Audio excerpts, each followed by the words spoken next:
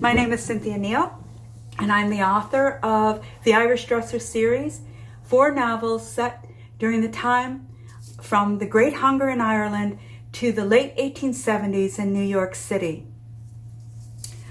I've come to the conclusion that IBAM should be changed to IBAM, Irish Books, Art, Music, and Magic. I have experienced meeting stellar people and tripping the light fantastic over the years that I've participated in IBAM in Chicago. Some of these stellar people, like Cliff Carlson and his wife Kathy, who have created a canvas for all of us to sing, dance, write, and paint on. Stellar people like the young actor Tommy Beardmore, who convinced me that my books would make a good movie series. Hence, I've written a screenplay, Magic. Mary Pat Kelly, the stupendous author from Chicago. She has become a good friend, Magic. Jennifer Allen, an artist from Ireland, has also become a friend, Magic. Tim Pat Coogan, an Irish historian and prolific writer who eventually endorsed my last novel in the series, The Irish Milliner. Then one year, I dressed in my finery and along with my assistant and good friend, Norah Bucko, climbed into a limo to go to the IBAM Gala dinner. To my chagrin, this limo was not meant for me, but was meant for the celebrated Irish musician Sharon Shannon. Nevertheless, Magic.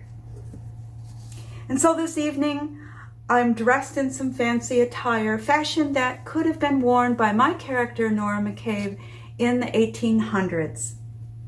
I'd like to give you a sense of wonderment at how they happened to arrive here and their lives and difficulties and triumphs and the gifts that flow from them to us.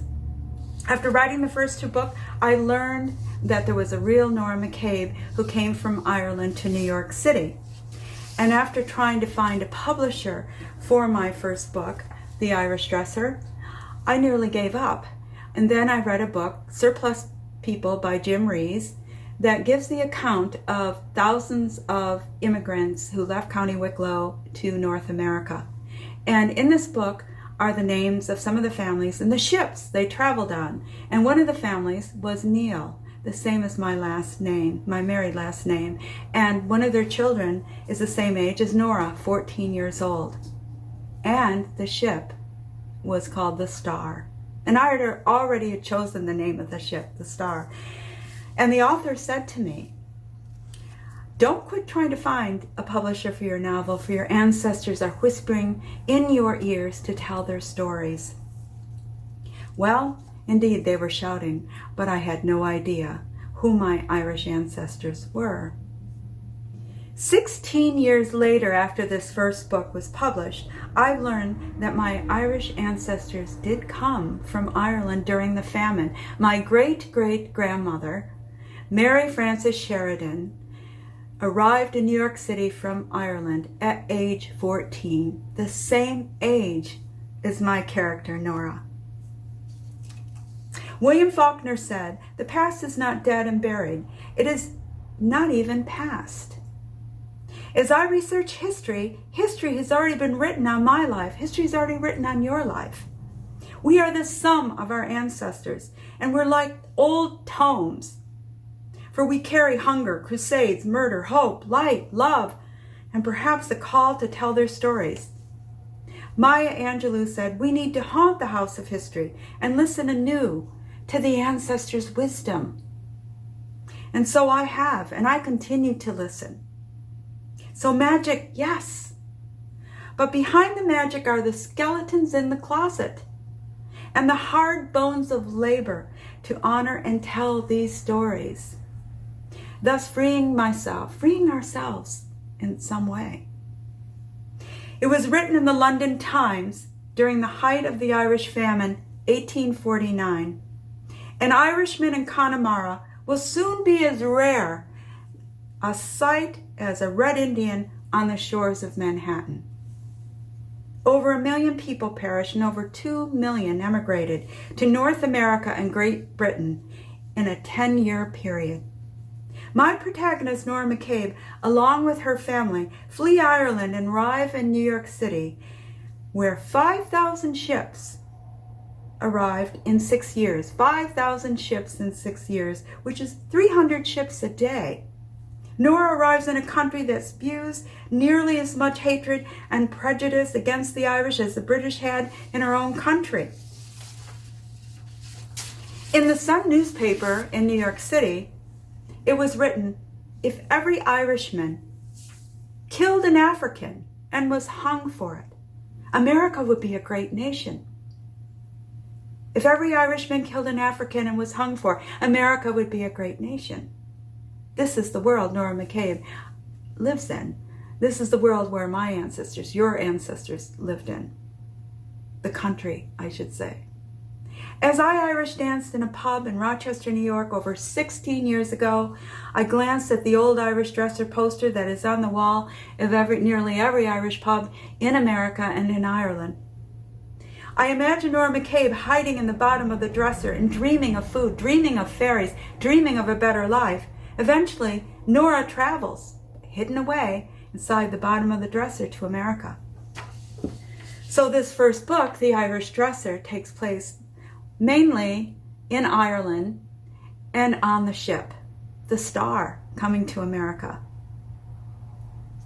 The second book, Hope in New York City, the continuing story of The Irish Dresser, is when Norah is trying to acclimate, trying to get used to living in this country, but always longs to return home. And she meets Walt Whitman. She goes to Barnum's Circus. She's a newsgirl and hawks papers on the street. She dances at Pete Williams' dance hall. She meets Sean, her friend, and it becomes a love interest in the later series.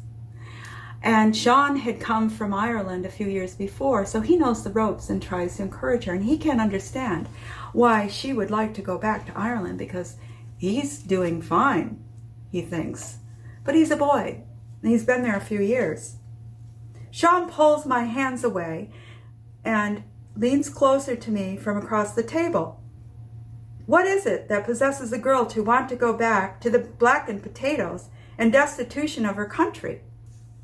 Norah answers, do you remember the story about the swallow that returns from Africa to Ireland every year, to the same place it was born? Every year, as long as it lives, it returns to its home. How can any journey be too long when you're going home? Do you remember any of your Irish language, Sean? In Irish it said, Neil and Tinnen, mar du hinten fen. There is no hearth like the hearth at home. So these two books are for young adults and are published by one publisher, but adults enjoy them as well. And in the series, you do not have to read them in succession, but I'd recommend it. And the other two books, the last two books, Norah, the next one, these two books are by a different publisher. And Norah, The Making of an Irish-American Woman in 19th Century New York, continues her story. She opens her own used clothing store, A Bee in Your Bonnet.